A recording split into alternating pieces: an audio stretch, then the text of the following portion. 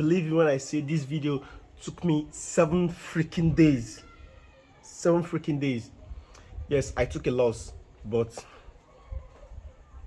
that's not the interesting part. The interesting part is that I was able to combine my 9 to 5 and my trading, and it literally took me 7 freaking days. Currently, I'm in a site working my 9 to 5, and I was able to make this video 7 freaking days. And this video contained a lot of gem. I dropped a lot of information that is going to help you with buyers. Lots of information. You don't want to miss this. You don't want to miss this. Let's go. This was a trade I took. I took this first one, and it was a winner of 3R. Then I took this second trade, and it went a bit in profit. It went deep in profit and came back and stopped me out. Now, if you're wondering what's the bias behind it, why did I take the trade? Why was it a loss? Now, let's dive in and see why it was a loss. Welcome to my channel. My name is Darlington, and in this channel, I'm documenting my journey from a 5K account to a million in pro firm. Here in this journey, I break down every trade. I want to be transparent as possible, break down every winning, every loss, every break-even trade, and I share it here on this chart. I'm not just making it for video sake. I'm not just making it for creating content sake. I'm making it to document my mistakes so that you, the viewer, can also learn from my mistakes. Okay, I'm going to start from the weekly time frame. So I tell you the bias why I was bearish. The first thing you need to know is the bias. So once you know the bias, okay, then you don't need an entry or an entry time frame. No, an entry signal to tell you, okay, this is going to go. So the first thing first is the bias. Now let's go for the bias. The basis of the trade I take on this trade is CLT. If you are familiar with CLT, you should know the basis of the trade I take. Now CLT is a 3 candle model where the first candle is a range. Now the second candle opens, takes the high of the first candle and close within that range. So once it closes within the range, we are anticipating for the third candle to open and take the low of the first candle. So that's basically what CLT is. That's just the basic. If you don't know what CLT is, you can just go on YouTube and watch some tutorials and you're going to get more of it. So now, having that in mind now, this is the first candle. This green candle is the first candle. Now, this is the high of the candle and this is the low of the candle. And on CLT, when you see the second candle take the high of the first candle, once it does that and close below, now we are anticipating that the third candle is going to open and draw to this low. Now if the third candle doesn't get to this low, we can maybe the third candle stops maybe midway here, then we can anticipate for the fourth and the fifth candle to get to this low. This is not mostly the case. Sometimes you won't get complete to this low and market to reverse, but sometimes the none you get it. So now, apart from having this pattern, it still need a framework. This doesn't just work like this. You still have to go with the weekly bias. Now for the weekly bias, you can see this high also tapped into a key level. You can see we have IFUG here. You can see this was FUG previously. The whole of this region was FUG, but market disrespected it. Same market doesn't want to go up again. So this was IFUG. So this was the PDRA we are keying this trade off. So now we have two things. One, we have the weekly FUG market is reacting from now, and the weekly has closed bearish. Now on the first trade I took, I was anticipating for the third week. This is the third week is going to open, then dip a bit here and drop. So that was my framework going to the third week. Now the third week played out. This was the third week, and I've already made the trade. This was the trade I took that was 3RR winner. So I already made the breakdown and it's on my channel. You can watch that. So the third week played out.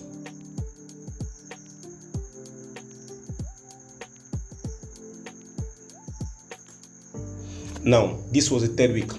You can see I could write one here, I could draw one here, I could draw two here, then and this was the third candle, right? Now since the third candle hasn't taken this low out and this low is the target, I'm anticipating for the fourth candle to open and dip. Sorry for my drawings, and dip inside here. So that's the process. That's what I'm expecting. So this is where the fourth candle. Now we are trading the fourth candle. Don't forget, we are trading the fourth candle. The fourth candle. So I'm going to go on lower time frame now. Daily time frame, and this is the beginning of the fourth candle. Now remember, we've traded the third candle. I'm anticipating for the fourth candle to trade lower towards this low. This is the low I'm having as target. So, and this is the fourth candle opening. So let's go one step. Now this was Monday on the fourth week. So this was Monday. Now Monday has dipped inside this. Now Monday has dipped inside a key level, but I don't want to play it too aggressively. If I want to play it too aggressively, I could go on lower time frame, and this is another block, right? The whole of this is another block. So I could go on lower time frame and wait for market to just play to give me my entry, but I don't want to play aggressively. I just want to wait. So I waited for Monday to play out, and this was Tuesday. Tuesday has closed. Now on Wednesday, we are anticipating for markets to dip, to come around here, play a bit, and give me market structure shift. Then I go lower, aiming for this low. So this is the mark of Wednesday, and that exactly explains my daily bias. So on daily time frame, I'm bearish, I'm heading down. So now you know that this bearishness continued in continuation with the last week or the previous week trade I took. So I'm still bearish, and I promise you we're going to see that low. So I'm bearish on the daily time frame. Now what do you think I'm going to do now? I'm going to head down to a 1 hour time frame, and 1 hour time frame I have entry criteria. Yes, entry criteria. I'm not just going to go there and get in. No, I have entry criteria on the 1 hour time frame. Now on 1 hour time frame, there's something I want to see. I want to see market trade into a PD array, maybe take a sell side liquidity of the previous lows or previous section high or maybe previous daily high into a PD array. Then I want to see it aggressively with displacement drop. So once it drops, that is it tipping my hands to me that it's want to go bearish. That is exactly that. So let's go to 1 hour time frame. This is the 1 hour time frame, and we are waiting for Wednesday to open. You can see this straight line marks the opening of Wednesday. This straight line marks the opening of the week, and this was the Monday range. You can see Monday went deep and closed around this point, right? Then Tuesday closed below it. So this is the OB on the daily time frame you're seeing. So on Wednesday, I'm anticipating for price to come, either get to this point then and start displacing lower, or probably Monday it could react from any key level. So now for me too, I don't really know where the market is going to react from, because watching from this now, you can see that we have FUG market already reacted from this FUG, right? You can see market took these highs out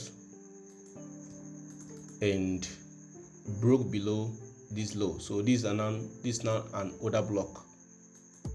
This now another block, right? Because market tapped this FUG and broke below. So there may be chances that market will be unable to get to these highs. There may be chances the market will be unable to get to these highs because of this order block. So now, having that in mind, now where else do I see market could actually go? I want to see if market could take these equal highs out.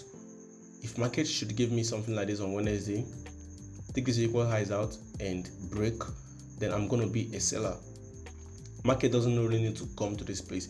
You might be waiting for market to come to this place, yes, but sometimes you're going to miss the entry because market doesn't always deep going that deep. So now let's play the price. Now this was Wednesday open. This was Wednesday open. I'm going to delete this. This was Wednesday open. You can see, right? This was what, for this moment I was still patient. I was still watching price. I was still actively looking at price. I'm checking what price is going to do next. Now this was my trigger. This was my trigger. Now you can see this candle opened, took liquidity, markets move with liquidity. Took the highs of this candle and is about closing below. Now, I wasn't supposed to enter at this place because it was kind of Asian section, but due to the fact that I won't be around, I'm still working with my 9 to 5, so I won't be around. So that was why I got in on this entry like this. Now, I know that market could still come above these equal highs. I have relatively equal highs here, and this one is just a confirmation that we took some liquidity from here, but not the best opportunity of liquidity. I wanted to see this high taking and maybe a deeper retracement, but I just want to get in here now. So this was where I got in my trade, and I was aiming for these lows. I think this was the entry and this was everything. So this was the whole process behind the entry I got in. Now look what happened.